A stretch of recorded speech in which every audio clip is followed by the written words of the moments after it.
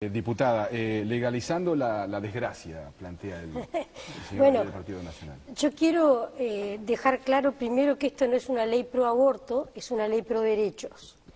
El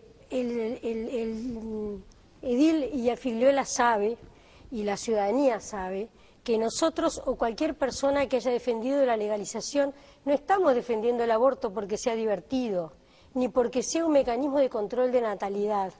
Entendemos el aborto como una opción siempre límite, tremendamente difícil para cualquier mujer o para cualquier pareja, y por lo tanto es una desgracia para muchos, pero a veces es una desgracia imprescindible. Quiero decir dos cosas: por qué no es una ley pro aborto y por qué es una ley pro derechos. La ley de 1938 es cierto que prevé cuatro eximientes, cuatro razones por las que se puede proceder al aborto. El tema de fondo sobre el que la Figliola y mucha gente no comparte es que se contrapone, yo creo que se contrapone ideológicamente mal, se contrapone el derecho a la vida del feto con el derecho a la dignidad de la persona que está sometida, de la mujer embarazada que está sometida a una situación muy particular. El político lo que tiene que hacer es tomar decisiones sobre dos bienes, no sobre un bien y un mal. Sería muy fácil optar por lo bueno y desechar lo malo. El problema es cuando hay confrontación de derechos. Ese es el acto político complejo al que tuvimos que enfrentarnos ayer con mucha angustia y con ninguna alegría. ¿Qué quiere decir eso? Quiere decir que tenemos que ponderar en determinados momentos la posibilidad de que un derecho sea subsumido a otro derecho. Esto ya está en la ley de 1938. Está penado el aborto, salvo en esos cuatro casos, y sin embargo prevé el eximiente del honor, el honor de la persona, el honor de la esposa o el honor de un pariente cercano. Quiere decir que hay aspectos de la dignidad de la vida en determinado contexto cultural que pesa tanto como la vida del embrión, antes de las 12 semanas y en determinadas condiciones. Por lo tanto, esta ley ya hace eso. El problema es que la ley que acabamos de votar ayer lo asume como cuestión social, lo asume como cuestión sanitaria y establece un conjunto de requisitos y de exigencias al sistema integrado de salud para que pueda brindar los servicios. Esas eximientes que existen en la ley de 1938 existen siempre y cuando una persona se dirija a una comisión que existe en el Ministerio de Salud Pública, o sea, en Montevideo, y que tiene que pasar por todo un proceso para que admita o legalice ese eximiente. Entonces, si ahora se acusa a la ley de dificultades en su eficacia, y yo comparto, porque hay que tener sistemas multidisciplinarios capacitados en salud reproductiva en todo el país, en la situación actual depende de una comisión que yo te puedo contar un caso. Demora un año en contestar una solicitud. Usted teme por la eficacia, digamos.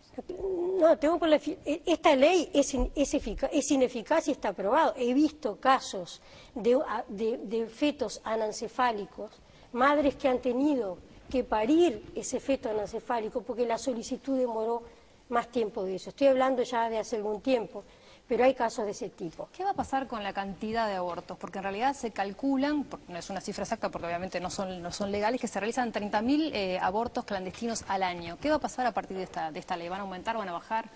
Edil, ¿usted qué opina? Sí, por favor. Van a aumentar.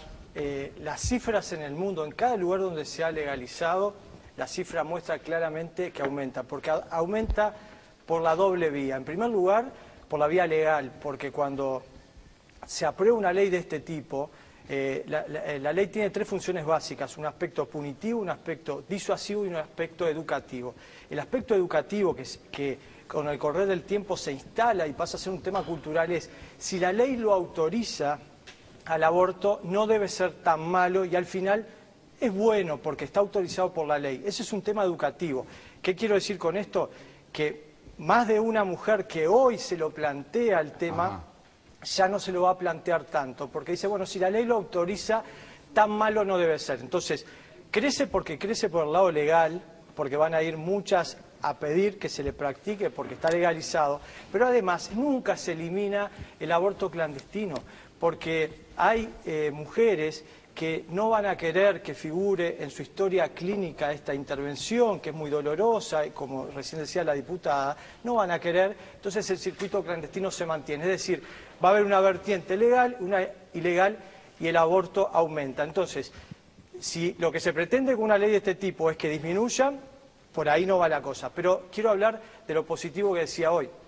A mí me parece que cuando se legisla, hay que legislar, tú decías, una cuestión de derechos. Bueno, pero vamos a tener en cuenta los derechos de los dos. Hay un derecho de la mujer, está el derecho del bebé, está en su vientre, y el derecho a la vida está por encima del otro derecho. Es decir, yo quiero preservar los dos derechos. Yo quiero que tenga derecho las mujeres en la sociedad, pero también quiero que tenga derecho a vivir ese bebé que está en el vientre materno. ¿Por qué no legislar por la positiva? ¿Por qué no buscar mecanismos desde el Estado que le den puertas de salida reales a esas mujeres? Muchas toman la decisión de abortar y se maneja desde quienes apoyan la ley porque están en situación difícil, vulnerable, de pobreza, etcétera. ¿Por qué no darle desde el Estado una puerta de salida, un lugar donde se la contenga, un lugar donde se le dé apoyo, donde se le enseñe un oficio para que pueda bien tener ese bebé?